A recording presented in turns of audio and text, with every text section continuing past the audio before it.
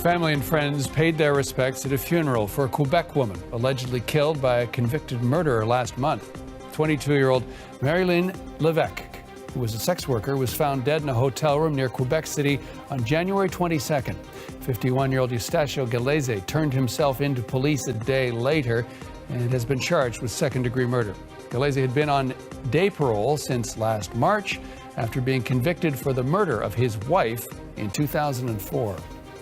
Levesque's death has prompted a federal investigation led by the Commissioner of Correctional Services and the chair of the Parole Board of Canada. Susan, John, Vicky, and Tanya are here again. First off, let's begin with an exchange that we heard in the House of Commons this week. NDP MP Laurel Collins suggested Conservative MP Arnold Viersen listen to the voices of sex workers, and his response prompted jeers and calls of shame on you. Have a listen. I also asked the honourable member if he considers the Harper government's decision to implement Bill 36, which criminalized the work environments, the establishments that sex workers go to feel safe, that criminalized their ability to hire security, if he acknowledges that this is a factor in this death and many others. Member for Peace River Westlock. I would just respond to that by asking the honourable member across the way if it's a area of work that she has considered, and if that is an appropriate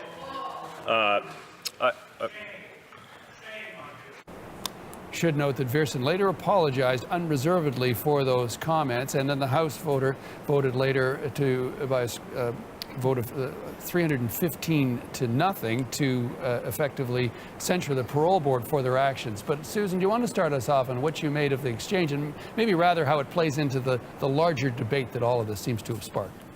Well, this particular hitherto anonymous Tory backbencher has kind of missed, I think, the last 20 or 30 years of public education around sex work and around the complicated reasons that women choose that occupation.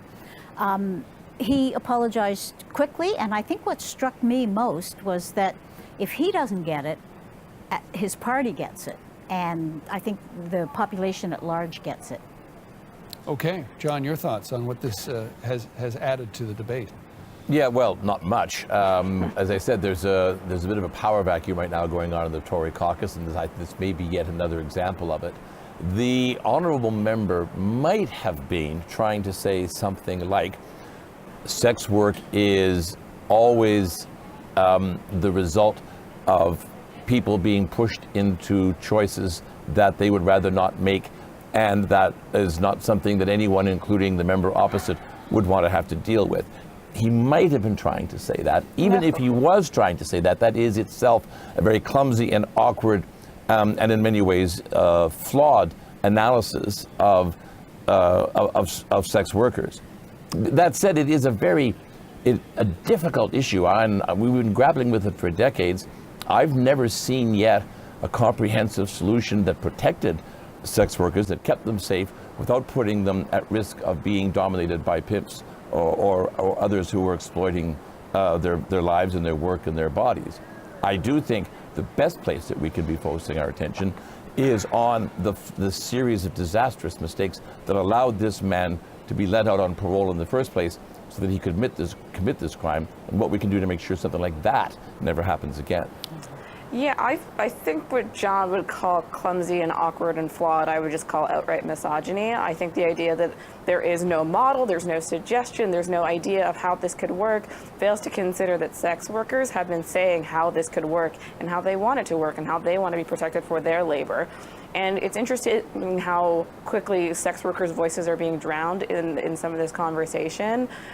Insofar as they're saying that decriminalization is the model that works. The current model effectively creates hazards for them, the same ones that Marilyn Levesque walked into when she encountered the alleged killer here.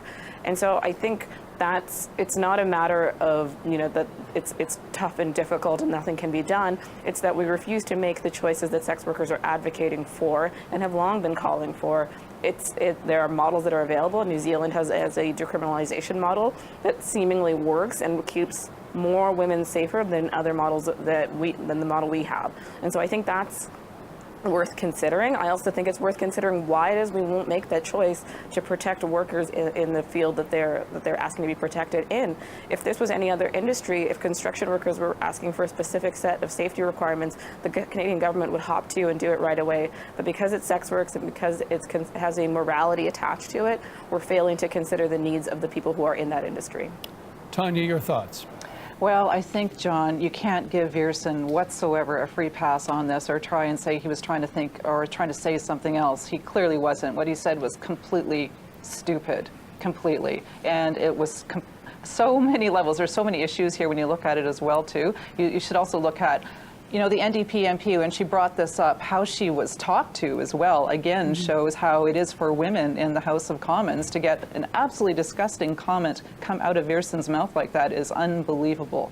And also, too, I would say that it shows you the absolute gulf that we still have when it comes to what sex workers have been saying, what they need, and what the public and what lawmakers are doing. I mean, you see it right there in that exchange.